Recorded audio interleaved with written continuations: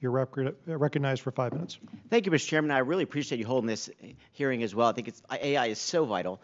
Before I get into your questions to the director, I just want to say a couple things. I just heard the latest comments.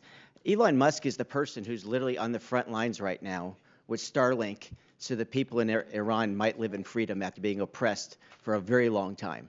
And he has done remarkable things to promote free access to information, and people can do it as they wish. But he is doing something right now that's actually, in my opinion, helping Jews, because their longtime enemy has been Iran, who have been savagely attacking them since they took over that country in 1979. So I applaud what he has done, and I'm also very grateful for what he's done for SpaceX, because I happen to chair the science committee, subcommittee on space, and what he has done with SpaceX has made us #1 in the world once again in space, when we were relying on the Russians just a few years ago to get into space.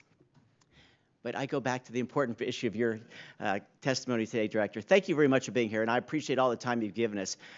Myself and Sam LaCarne have been working a lot on a bipartisan way to make sure that AI tries to stay bipartisan. Now, this building is so partisan. It'd be great to see an issue like on space where we try to work together. We can do the same with AI, especially with the able leadership of our chairman.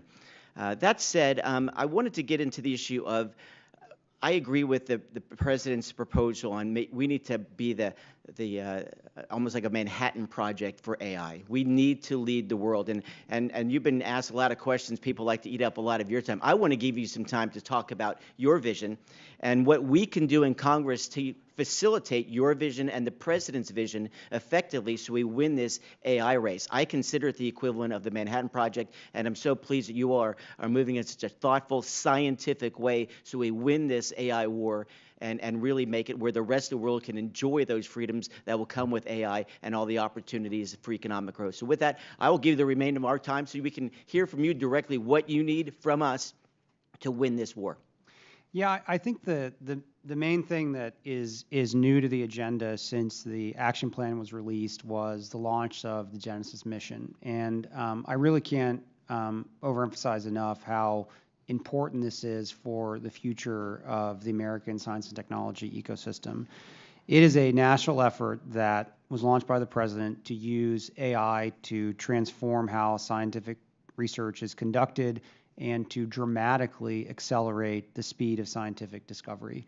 We want to use AI technology so they can generate models of new protein structures and novel materials. We want to design and analyze new experiments. We want to use AI to aggregate and generate new data faster and more efficiently.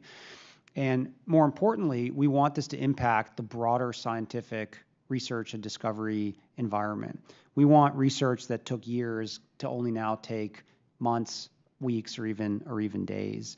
And the very large sort of overarching goal is for us to double the output of U.S. R&D in a decade, and focusing on some of the biggest challenges. And I think we can just say that term casually, but if we achieve that, that will be the most transformational leap in scientific innovation that the world has ever seen. And we're going to do it in a short amount of time. The president's excited about it. We have a secretary at DOE, and we have a White House that's backing it up.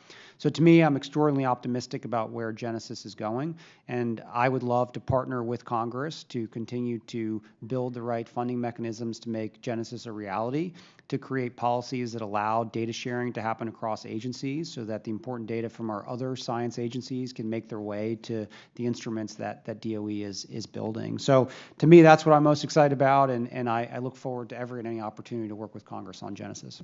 Thank you for that candid answer. And Mr. Chairman, again, thank you for this leadership on this. I know that before some of us freshmen were elected, you have been at the tip of the spear, and it really makes a difference when we have that expertise and groundwork done, so we can really maximize the vision that the president has to make sure that we lead this charge and make it a national effort. There's a lot of opportunity for the states to do their parallel lane, as you put it perfectly, referencing the Interstate Commerce Clause. So thank you for your time. And with that, I yield back. Gentlemen.